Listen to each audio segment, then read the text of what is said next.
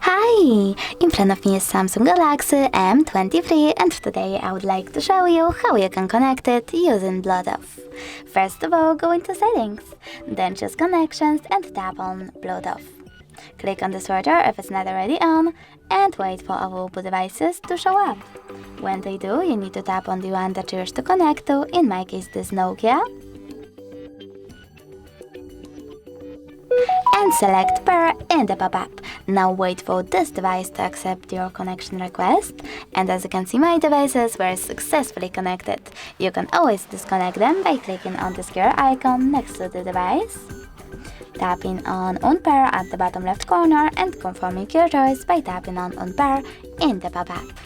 Thanks so much for watching. If you enjoyed this video, leave a like, comment and subscribe. Bye!